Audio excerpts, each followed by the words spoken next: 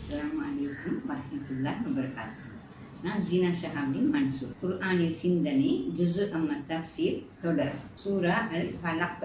தீங்குகளும் பாதுகாப்பு பெறலும். பிஸ்மில்லாஹிர் ரஹ்மானிர் ரஹீம். குல் அஊது பிரப்பில் ஃபலக் மின் ஷர்ரி மா ஹலக். நபியே கூறுவீராக, காலை நேரத்தின் இரைச்சலன் மூலம் அவன் படைத்தவற்றின் தீங்குகளில் இருந்து அவனிடம் போய் ஒதுங்கி பாதுகாப்பு பெறுகிறேன். வமின் ஷர்ரி வாசிகின் இதா வக்கத். இரவின் கடும் இருள் பரவி அனைத்திலும் ஊடுருவிவிட்டால் அத்தீங்குகளிலிருந்து. வமின் ஷர்ரின் நஃப்ஹாதாத்தி ஃபில் உக்கத். முடிச்சுகளில் அதிகம் ஊதுவோர்களது தீங்குகளிலிருந்து. வமின் ஷர்ரி ஹாசிதின் இதா ஹஸத். பொறாமை கொள்வோன் அவன் பொறாமை கொண்டால் அத்தீங்கிலிருந்து. காலை நேரத்தின் இரைச்சல் மூலம் அவனிடம் போய் ஒதுங்கி பாதுகாப்பு பெறுகிறேன். அறிமுக குறிப்புகள். பெயர்கள்.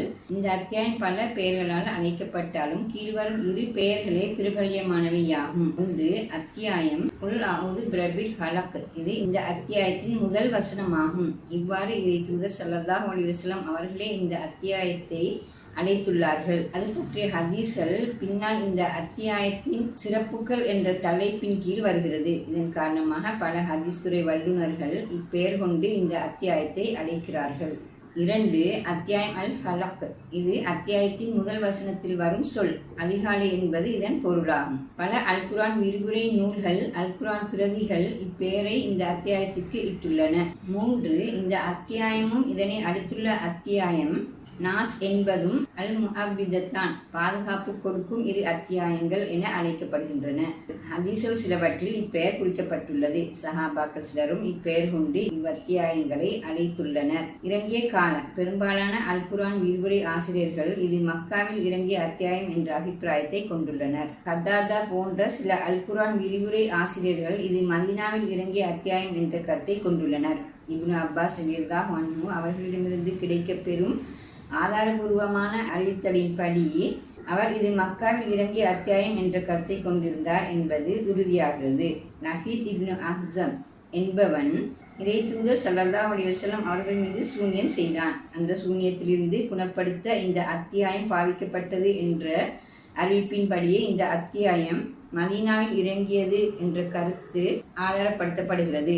ஆனால் இது பற்றி குறிப்பிடும் ஆதாரபூர்வமான அறிவிப்புகள் எதுவும் அவ்வாறு சூனியம் செய்த போதுதான் இந்த அத்தியாயம் இறங்கியது என கூறவில்லை. இந்த அத்தியாய வசனங்கள் மூலமாக சூனியம் உடைக்கப்பட்டது என்று மட்டுமே சொல்கின்றன. இந்த 2 அத்தியாயங்களையும் ஓதி சூனியத்தின் தாக்கம் குணப்படுத்தப்பட்டது என்ற பின்னணியில் இந்நிகழ்ச்சியின் அறிவிப்பாளர்கள் அந்த அத்தியாயங்கள் மதீனாவில் இறங்கின என்று அறிவித்திருக்கலாம் என இறங்கிய காலம் பற்றிய இந்த முரண்பாட்டை புரிந்து கொள்ள முடிகிறது. மக்காவில் இந்த அத்தியாயம் இறங்கியது என கொள்ளும் போது அதன் பிற்பட்ட காலப்பகுதியிலேயே அது இறங்கியது என கொள்வதே பொருத்தமானதாகும். ஏனெனில் இந்த அத்தியாயம் அபாயங்கள் பற்றி பேசுகின்றது. அந்த அபாயங்கள் முஹம்மது ஸல்லல்லாஹு அலைஹி வஸல்லம் அவர்களது சீர்திருத்த முயற்சி பகிரங்கப்பட்டு அதற்கான எதிர்ப்புகள் கூடிய போதே நிகழ்ந்தன. குறிப்பாக இறை தூதர் ஸல்லல்லாஹு அலைஹி வஸல்லம் அவர்களை பல்வேறு அபாயங்கள் அப்போது சூழ்ந்து கொண்டன. இரவின் தீங்குகள், பொறாமைப்படுவோரின் தீங்குகள் போன்ற பிரயோகங்கள் இந்த கருத்தையே உணர்த்துகின்றன. அத்தியாயத்தின் சிறப்புகள். 1, உக்பா இப்னு ஆமிர் ரலியல்லாஹு அன்ஹு அறிவிக்கிறார், இறை தூதர் ஸல்லல்லாஹு அலைஹி வஸல்லம் அவர்கள் கூறினார்கள், இன்றிரவு இறக்கப்பட்ட வசனங்களை நீர் அவதானிக்கவில்லையா? ஒருபோதும் அவை போன்றதை காண முடியாது. குல் அஊது பிரப்பில் ஃபலக், குல் அஊது பிரப்பின் நாஸ் என்பவையே அவையாகும். ஆதாரங்கள் சஹீஹ் சுனன் திர்மிதி, நசாயி. 2, ஆயிஷா ரலியல்லாஹு அன்ஹா அறிவிக்கிறார்கள், இறை தூதர் ஸல்லல்லாஹு அலைஹி வஸல்லம் அவர்கள் படுக்கைக்கு சென்றால் 2 மணிக்கட்டு கைகளையும் சேர்த்து அவற்றில் ஊதி குல் ஹுவல்லாஹு அஹத், குல் அஊது பிரப்பில் ஃபலக், குல் அஊது பிரப்பின் நாஸ் என்பவற்றை அவற்றில் ஓதுவார்கள். பின்னர் உடம்பில் முடியுமான அளவு தடவுவார்கள். தலைமுகம் என்பவற்றிலிருந்து ஆரம்பித்து தனது உடம்பின் முன்பகுதியில் தடவுவார்கள். ஆதாரங்கள் சஹீஹ் புகாரி, அபூ தாவூத், திர்மிதி. 3, உக்பா இப்னு ஆமிர் ரலியல்லாஹு அன்ஹு அறிவிக்கிறார், இறை தூதர் ஸல்லல்லாஹு அலைஹி வஸல்லம் அவர்கள் கூறினார்கள், நீர் குல் அஊது பிரப்பில் ஃபலக், குல் அஊது பிரப்பின் நாஸ் என்பவற்றை விட அல்லாஹ்விடத்தில் பூரணமான ஒன்றை வாசிக்க மாட்டீர். ஆதாரங்கள் அல்பானி, தக்ரீஜ் மிஷ்காத் அல் மசாபி, சில்சிலத் சஹீஹா, முஸ்னத் அஹ்மத். இந்த ஹதீஸில் விளக்க வரும் கருத்தை கீழ் வருமாறு நாம் புரிந்து கொள்ள முடியும். பாதுகாப்பு என்பது மனிதனின் மிக அடிப்படையான தேவை. அதே வகை முக்கியத்துவம் வாய்ந்த ஒன்றே உள்ள ஆரோக்கியமாகும். இந்த இரண்டிற்குமான பிரார்த்தனையாக இவ்விரண்டு அத்தியாயங்களும் அமைகின்றன. இவை மிகச்சிறிய அத்தியாயங்கள், மிகவும் சிறிய வசனங்கள். ஆனால் அவை நாம் சொல்ல வரும் கருத்தை மிக பூரணமாக முன்வைக்கின்றன.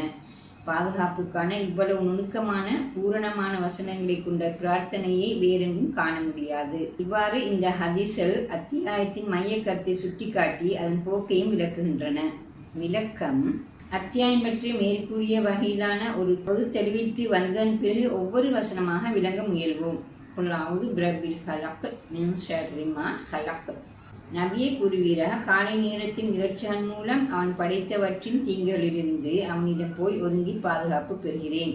குல் என்ற பிரயோகத்தை முன்னால் விளக்கிவிட்டோம். எனவே மீண்டும் அதனை விளக்க வேண்டிய அவசியமில்லை. எனினும் இங்கு இறைவன் நேரடியாக இறை தூதர் ஸல்லல்லாஹு அலைஹி வஸல்லம் அவர்களுக்கும் பின்னர் அல் குர்ஆனை வாசிப்போருக்கும் பிரார்த்தனை ஒன்றை கற்றுக் கொடுக்கிறான். அந்த வகையில் கூறுவீராக என்ற கருத்தை கொடுக்கும் குல் என்ற சொல் மிகவும் பொருத்தமாகவே அமைந்துள்ளது.